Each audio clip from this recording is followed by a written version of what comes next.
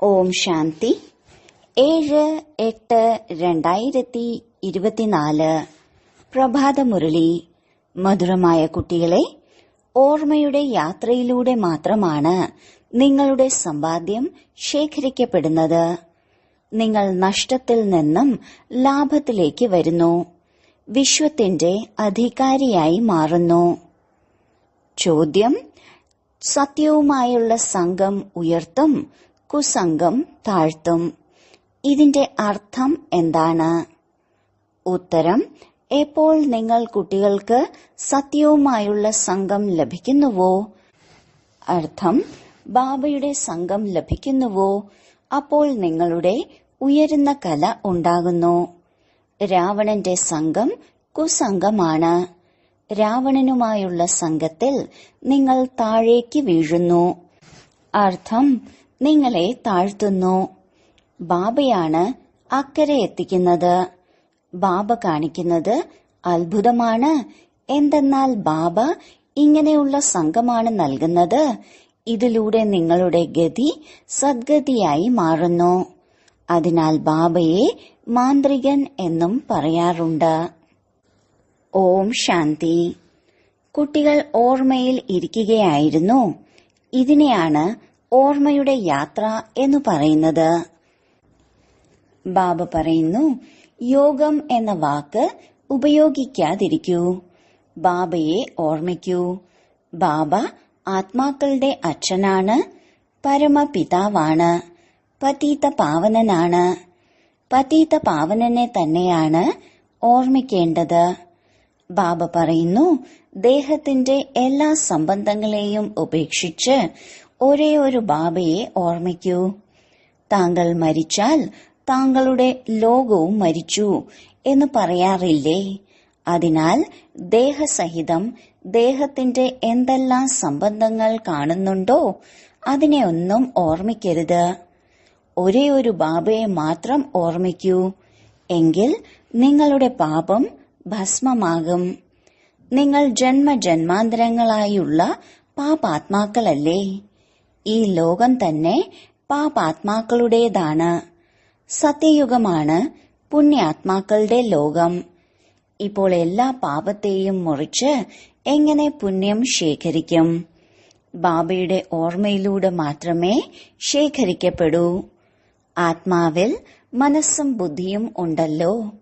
അതിനാൽ ആത്മാവിന് ബുദ്ധി കൊണ്ട് ഓർമ്മിക്കണം. ബാബ പറയുന്നു, നിങ്ങളുടെ ഏതെല്ലാം മിത്രസംബന്ധികളുണ്ടോ അവരെ എല്ലാം മറക്കൂ. അവർ എല്ലാവരും പരസ്പരം ദുഃഖമാണ് നൽകുന്നത്.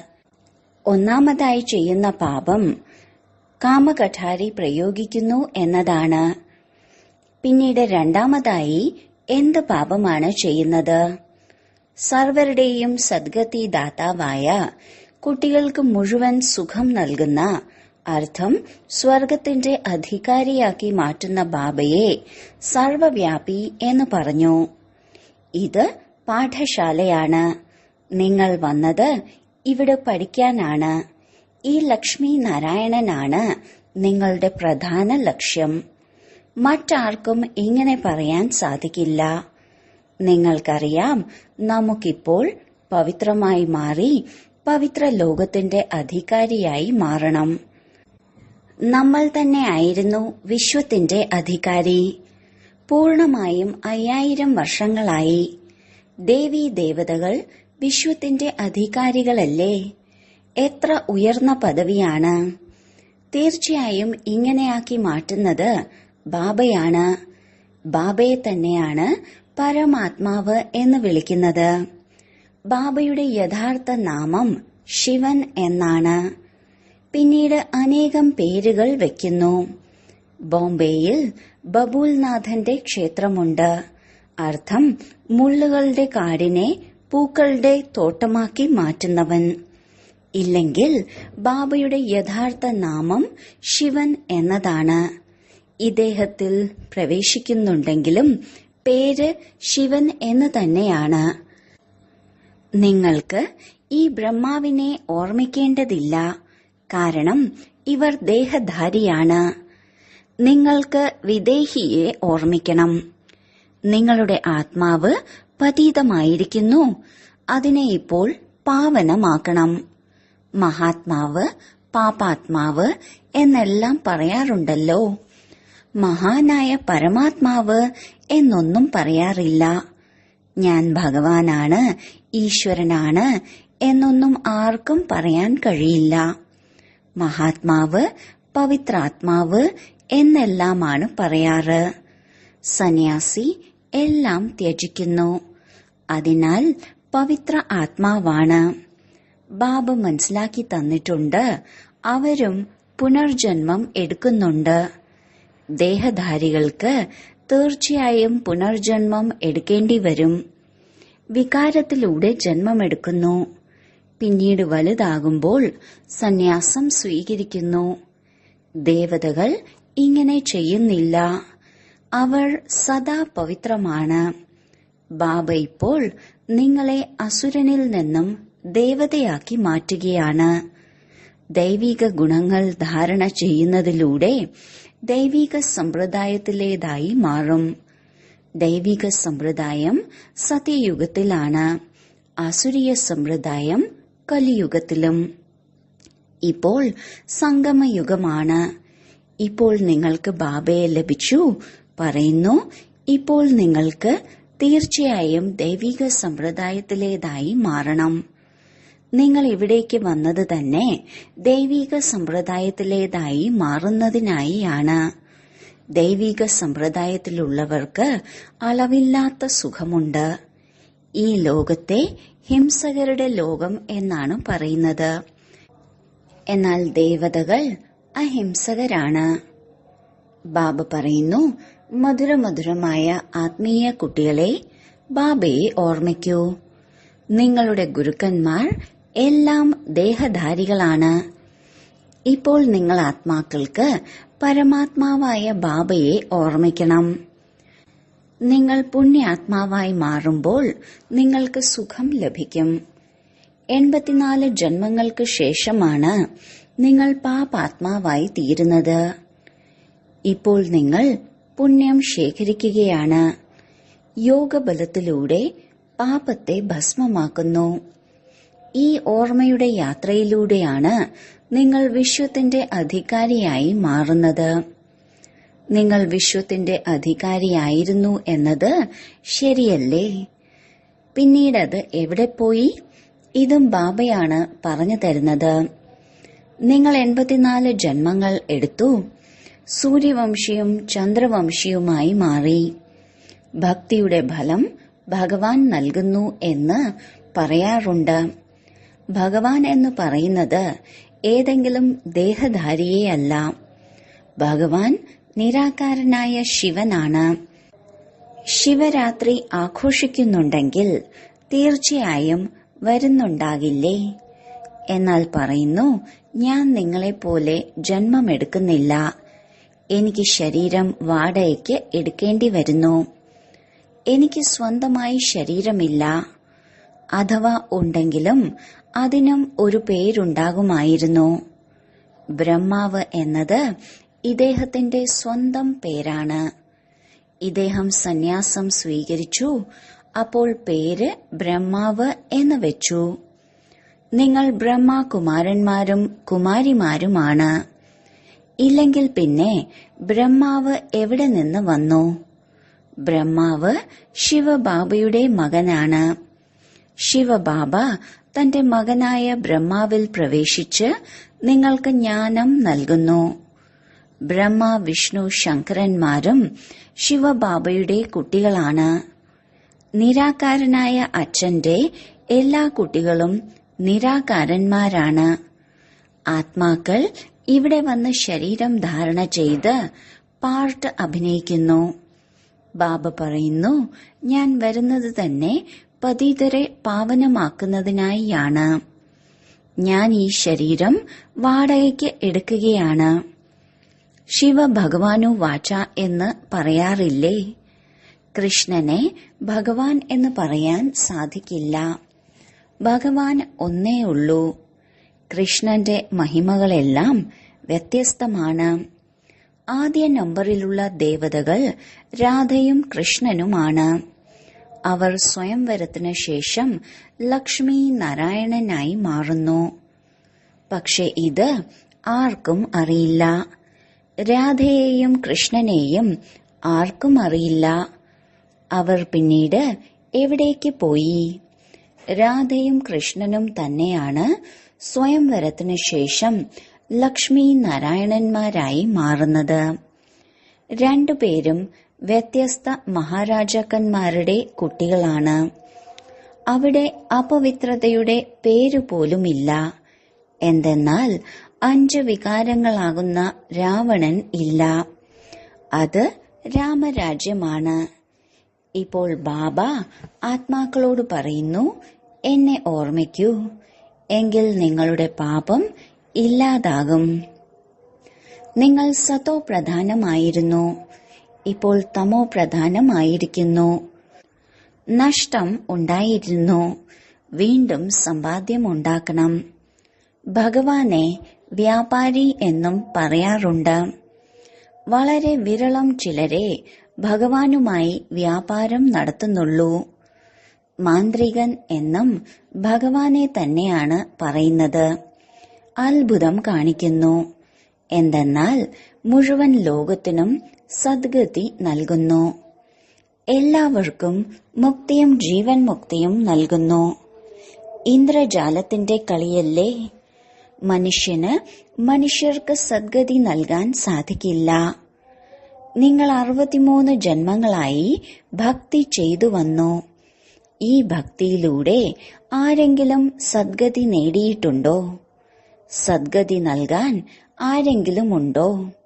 ഉണ്ടാവുക സാധ്യമല്ല. ഒരാൾക്ക് പോലും തിരിച്ചു പോകാൻ സാധിക്കില്ല. പരിധിയില്ലാത്ത ബാബ തന്നെയാണ് വന്ന് എല്ലാവരെയും തിരികെ കൊണ്ടുപോകുന്നത്. കലിയുഗത്തിൽ അനേകം രാജാക്കന്മാരുണ്ട്. അവിടെയാണെങ്കിൽ നിങ്ങൾ കുറച്ചുപേരെ രാജ്യം ഭരിക്കൂ. ബാക്കി സർവാത്മാക്കളും മുക്തിയിലേക്ക് പോകും. നിങ്ങൾ മുക്തിധാമം വഴി ജീവൻ മുക്തിയിലേക്കാണ് പോകുന്നത്. ഈ ചക്രം കറങ്ങിക്കൊണ്ടേയിരിക്കും. ഇപ്പോൾ നിങ്ങൾ കുട്ടികൾക്ക് സൃഷ്ടി ചക്രത്തിന്റെയും രചയിതാവിന്റെയും രചനയുടെ ആദിമധ്യ അന്ത്യത്തിന്റെയും ദർശനം ഉണ്ടായിരിക്കുന്നു. ഈ ജ്ഞാനത്തിലൂടെ നരനിൽ നിന്നും നാരായണനായി മാറുന്നത് നിങ്ങൾ തന്നെയാണ്. ദേവതകളുടെ രാജധാനി സ്ഥാപിച്ചു കഴിഞ്ഞാൽ പിന്നെ നിങ്ങൾക്ക് ഈ ജ്ഞാനത്തിന്റെ ആവശ്യം ഉണ്ടാകില്ല. ഭക്തർക്ക് ഭഗവാൻ പകുതി കൽപ്പത്തിലേക്കുള്ള സുഖം ഫലമായി നൽകി. പിന്നീട് രാവണ രാജ്യത്തിലാണ് ദുഃഖം ആരംഭിക്കുന്നത്. പതുക്കെ പതുക്കെ ഏണിപ്പടി ഇറങ്ങുന്നു. നിങ്ങൾ സത്യയുഗത്തിലായിരിക്കുമ്പോൾ ഒരു ദിവസം കഴിഞ്ഞുപോയാൽ അപ്പോഴും താഴേക്ക് ഇറങ്ങുക തന്നെയാണ് ചെയ്യുന്നത്. നിങ്ങൾ 16 കലാസമ്പൂർണരായി മാറുന്നു. പിന്നീട് ഏണിപ്പടി ഇറങ്ങിക്കൊണ്ടിരിക്കുന്നു. ഓരോ സെക്കൻഡും ടിക് ടിക് എന്ന് നീങ്ങിക്കൊണ്ടിരിക്കുന്നു. താഴേക്ക് വന്നുകൊണ്ടേയിരിക്കുന്നു. സമയം കഴിയുന്തോറും ഈ സ്ഥലത്ത് എത്തിച്ചേരുന്നു. അവിടെയും ഇതുപോലെയാണ് നിമിഷങ്ങൾ കടന്നുപോയത്. എന്നാൽ നമ്മൾ ഏണിപ്പടി കയറുന്നത് വളരെ വേഗത്തിലാണ്. പിന്നീട് ഒച്ചിനെ പോലെ ഏണിപ്പടി ഇറങ്ങണം. ബാബ പറയുന്നു, ഞാൻ സർവരുടെയും സദ്ഗതി ദാതാവാണ്. മനുഷ്യന് മനുഷ്യരുടെ സദ്ഗതി ചെയ്യാൻ സാധിക്കില്ല. എന്തെന്നാൽ അവർ വികാരത്തിലൂടെയാണ് ജന്മമെടുക്കുന്നത്. പതീതമാണ്. വാസ്തവത്തിൽ കൃഷ്ണനെ മാത്രമേ സത്യമായ മഹാത്മാവ് എന്ന് പറയാൻ കഴിയൂ. ഇവിടെ മഹാത്മാക്കളായിട്ടുള്ള മനുഷ്യരെല്ലാം വികാരത്തിലൂടെ ജന്മമെടുത്ത് പിന്നീട് സന്യാസം സ്വീകരിച്ചവരാണ്. എന്നാൽ കൃഷ്ണൻ ദേവതയാണ്. ദേവതകൾ സദാ പവിത്രമാണ്. അവരിൽ ഒരു വികാരവും ഉണ്ടായിരിക്കില്ല. ആ ലോകത്തെ നിർവികാരി ലോകം എന്നാണ് വിളിക്കുന്നത്. ഈ ലോകത്തെ വിളിക്കുന്നത് വികാരി ലോകം എന്നാണ്. പവിത്രതയില്ല. പെരുമാറ്റം എത്ര മോശമാണ്. ദേവതകളുടെ പെരുമാറ്റം വളരെ നല്ലതായിരിക്കും. എല്ലാവരും അവരെ നമസ്കരിക്കും. അവരുടെ സ്വഭാവം വളരെ നല്ലതാണ്.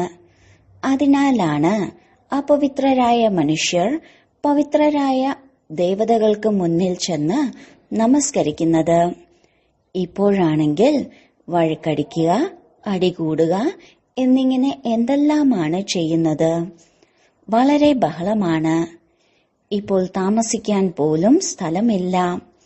മനുഷ്യരുടെ എണ്ണം കുറയണം എന്ന് ആഗ്രഹിക്കുന്നുണ്ട്. പക്ഷേ ഇത് ബാബയുടെ മാത്രം ജോലിയാണ്.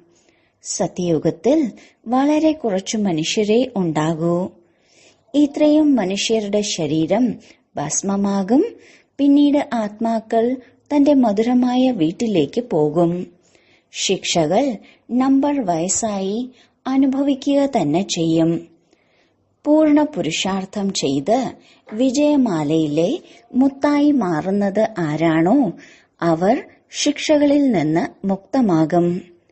മാല ഒരു മുത്തുകൊണ്ടല്ലോ ഉണ്ടാക്കുന്നത്. ഇവരെ ഇങ്ങനെയാക്കി മാറ്റിയത് ആരാണോ അവരാണ് പുഷ്പം. പിന്നീടാണ് മേരു. കാരണം പ്രവൃത്തി മാർഗമല്ലേ. ജോഡികളുടെ മാലയാണ്. ഒറ്റയ്ക്കുള്ള മാല ഉണ്ടാകില്ല. സന്യാസിമാരുടെ മാല ഉണ്ടാകുന്നില്ല. അവർ നിവൃത്തി മാർഗത്തിലുള്ളവരാണ്. അവരെ കൊണ്ട് പ്രവൃത്തി മാർഗത്തിലുള്ളവർക്ക് ജ്ഞാനം കൊടുക്കാൻ സാധിക്കില്ല.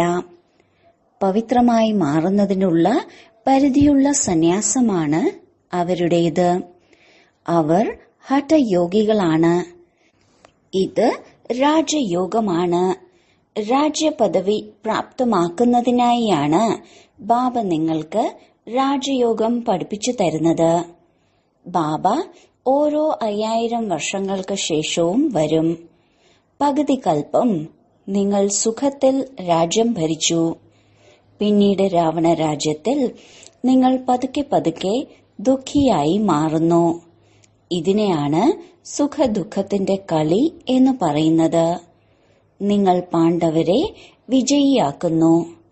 ഇപ്പോൾ നിങ്ങൾ വഴികാട്ടികളാണ്. വീട്ടിലേക്ക് പോകുന്നതിനായുള്ള യാത്ര ചെയ്യുകയാണ്.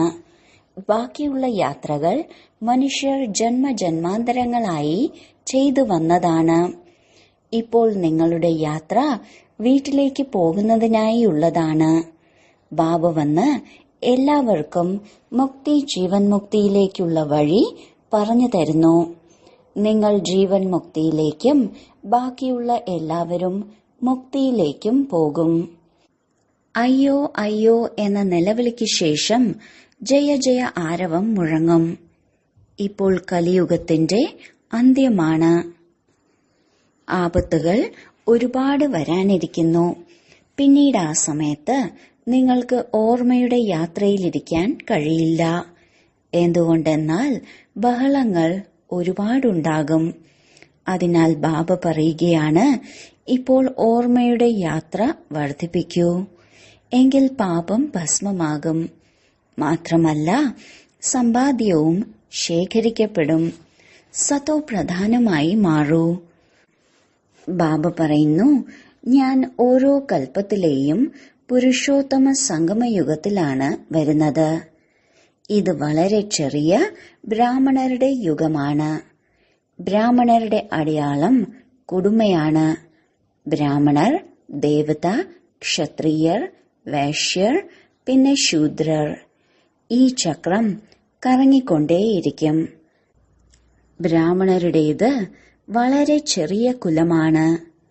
ഈ ചെറിയ യുഗത്തിലാണ് ബാബ വന്ന് നിങ്ങളെ പഠിപ്പിക്കുന്നത്. നിങ്ങൾ കുട്ടികളുമാണ്, വിദ്യാർത്ഥികളുമാണ്, മാത്രമല്ല ശിഷ്യന്മാരുമാണ്. ഒരാളുടേത് മാത്രമാണ്. അച്ഛനുമാണ്, പഠിപ്പിക്കുന്ന ടീച്ചറുമാണ്. സൃഷ്ടിയുടെ ആദി മധ്യ അന്ത്യത്തിന്റെ ജ്ഞാനം നൽകുന്നു. പിന്നീട് കൂടെ കൊണ്ടുപോവുകയും ചെയ്യുന്നു. ഒരു മനുഷ്യനും ഇങ്ങനെ ഉണ്ടാകില്ല. ഈ കാര്യങ്ങൾ ഇപ്പോൾ നിങ്ങൾ മനസ്സിലാക്കുന്നുണ്ട്. സത്യയുഗത്തിലും ആദ്യമാദ്യം വളരെ ചെറിയ വൃക്ഷമായിരിക്കും. ബാക്കിയുള്ള എല്ലാവരും ശാന്തിധാമത്തിലേക്ക് പോയിട്ടുണ്ടാകും. സർവരുടെയും സദ്ഗതി ദാതാവ് എന്നാണ് ബാബയെ വിളിക്കുന്നത്. അല്ലയോ പതിത പാവനനായ ബാബ, വരൂ എന്ന് പറഞ്ഞ് ബാബയെ വിളിക്കുന്നുണ്ട്. മറുവശത്ത് പിന്നീട് പറയുന്നു, പരമാത്മാവ് പട്ടിയിലും പൂച്ചയിലും കല്ലിലും മുള്ളിലും എല്ലാം അടങ്ങിയിരിക്കുന്നു. പരിധിയില്ലാത്ത ബാബയ്ക്ക് ഗ്ലാനി ചെയ്യുന്നു. വിശ്വത്തിന്റെ അധികാരിയാക്കി മാറ്റുന്ന ബാബയ്ക്ക് പേര് ദോഷമുണ്ടാക്കുന്നു. ഇതിനെയാണ് രാവണന്റെ സംഘദോഷം എന്ന് പറയുന്നത്. സത്യവുമായുള്ള സംഘം ഉയർത്തും, കുസംഗം താഴേക്ക് വീഴ്ത്തും. രാവണ രാജ്യം ആരംഭിക്കുമ്പോൾ മുതൽ നിങ്ങൾ താഴേക്ക് വീഴാൻ തുടങ്ങുന്നു. ബാബ വന്ന് നിങ്ങളുടെ ഉയരുന്ന കല ഉണ്ടാക്കുന്നു. ബാബ വന്ന് മനുഷ്യരെ ദേവതയാക്കി മാറ്റുമ്പോൾ എല്ലാവരുടെയും മംഗളം ഉണ്ടാകുന്നു. ഇപ്പോൾ എല്ലാവരും ഇവിടെയാണ്. ഇനി ആരാണോ ബാക്കിയുള്ളത് അവരും വന്നുകൊണ്ടിരിക്കുകയാണ്. നിരാകാരി ലോകത്തിൽ നിന്നും എല്ലാവരും താഴേക്ക് വന്നെത്തുന്നതുവരെ നിങ്ങൾ പരീക്ഷയിൽ നമ്പർ വൈസായി പാസ്സായിക്കൊണ്ടിരിക്കും. ഇതിനെ ആത്മീയ കോളേജ് എന്നാണ് വിളിക്കുന്നത്. ആത്മീയ അച്ഛൻ ആത്മീയ കുട്ടികളെ പഠിപ്പിക്കാൻ വരികയാണ്. രാവണ രാജ്യം വന്നപ്പോൾ ശരീരം ഉപേക്ഷിച്ച് പിന്നീട് പോയി അപവിത്ര രാജാവായി മാറി. മാത്രമല്ല പവിത്രമായ ദേവതകൾക്ക് മുന്നിൽ തല കുനിക്കാനും തുടങ്ങി. ആത്മാവ് തന്നെയാണ് പതീതവും പാവനവുമായി മാറുന്നത്. ആത്മാവ് പതീതമാകുമ്പോൾ ശരീരവും പതീതമായതാണ് ലഭിക്കുന്നത്. സത്യമായ സ്വർണത്തിൽ അഴുക്ക് പിടിക്കുമ്പോൾ അത് അഴുക്കുള്ള ആഭരണമായി മാറുന്നു. ഇപ്പോൾ ആത്മാവിലെ കറ എങ്ങനെ ഇളകും? യോഗാഗ്നി ആവശ്യമാണ്. അതിലൂടെ നിങ്ങളുടെ വികർമ്മം വിനാശമാകും. ആത്മാവിൽ വെള്ളിയും ചെമ്പും ഇരുമ്പുമെല്ലാം കലർന്നു. ഇതാണ് അഴുക്ക്. ആത്മാവ് സത്യമായ സ്വർണമാണ്. ഇപ്പോൾ അസത്യമായി മാറിയിരിക്കുന്നു. എങ്ങനെ അഴുക്കുകൾ ഇല്ലാതാകും? ഇതാണ് യോഗാഗ്നി. ജ്ഞാനത്തിന്റെ ചിതയിലാണ് ഇരിക്കുന്നത്. മുമ്പ് കാമചിതയിലായിരുന്നു. ബാബ ജ്ഞാനചിതയിൽ ഇരുത്തുകയാണ്. ജ്ഞാനസാഗരനായ ബാബയ്ക്കല്ലാതെ മറ്റാർക്കും ജ്ഞാനചിതയിൽ ഇരുത്താൻ സാധിക്കില്ല. മനുഷ്യർ ഭക്തിമാർഗത്തിൽ എത്ര പൂജ ചെയ്യുന്നു, പക്ഷെ ആരെയും അറിയില്ല. ഇപ്പോൾ നിങ്ങൾ എല്ലാവരെയും അറിഞ്ഞുകഴിഞ്ഞു. നിങ്ങൾ എല്ലാവരും ദേവതയായി മാറിയാൽ പിന്നെ പൂജയുടെ കാര്യം അവസാനിക്കും. എപ്പോഴാണോ രാവണ രാജ്യം ആരംഭിക്കുന്നത് അപ്പോഴാണ് ഭക്തിയും ആരംഭിക്കുന്നത്. ശരി, വളരെ കാലത്തെ വേർപാടിന് ശേഷം തിരികെ കിട്ടിയ മധുരമധുരമായ കുട്ടികൾക്ക് മാതാവും പിതാവുമായ ബാബ്ദാദയുടെ സ്നേഹസ്മരണയും സുപ്രഭാതവും.